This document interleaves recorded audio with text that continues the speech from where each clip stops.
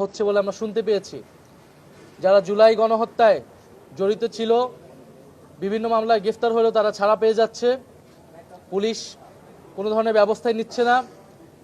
যারা বৈষম্যবিরোধী ছাত্র আন্দোলনে অংশগ্রহণ করেছিল এবং জাতীয় নাগরিক পার্টির সাথে যারা যুক্ত রয়েছে তাদেরকে নানা ধরনের হুমকি ধামকি দেওয়া হচ্ছে। ফলে সরকারের কাছে আমাদের এই আহ্বান থাকবে এবং আওয়ামী লীগের বিরুদ্ধে সেই রাজনৈতিক সামাজিক প্রতিরোধ যাতে বাংলাদেশের প্রতিটি গ্রাম থেকে তৈরি হয়, আমরা সে বিষয়ে নির্দেশনা দিয়েছি।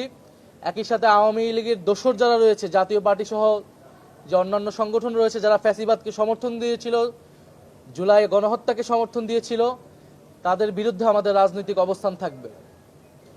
আমরা জাতীয় নাগরিক পার্টি নেতাকর্মীদের বলেছি সামাজিক যোগাযোগ মাধ্যম সহ কিছু দালাল মিডিয়াতে জাতীয় নাগরিক পার্টির নেতাকর্মী সম্পর্কে বিভিন্ন প্রোপাগান্ডা দেওয়া হয়, মিথ্যা তথ্য প্রচার করা হয়, সোশ্যাল মিডিয়াতে নানা গুজব এবং প্রোপাগান্ডা ছড়ানো হয়।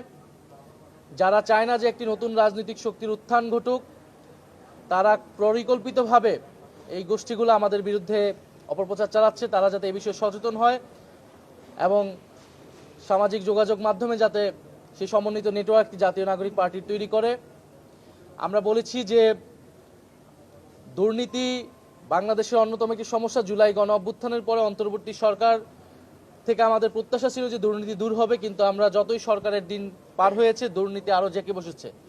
ফলে দুর্নীতির বিরুদ্ধে জাতীয় নাগরিক পার্টি যাতে সামাজিক প্রতিরোধ গড়ে তোলে, সামাজিক আন্দোলন গড়ে তোলে, প্রত্যেকটা এলাকায় প্রত্যেকটা ইউনিয়নে উপজেলায় যে দুর্নীতি নতুন করে শুরু হয়েছে সেই দুর্নীতির বিরুদ্ধে যাতে তারা জনগণকে সচেতন করে এবং ঐক্যবদ্ধ করে।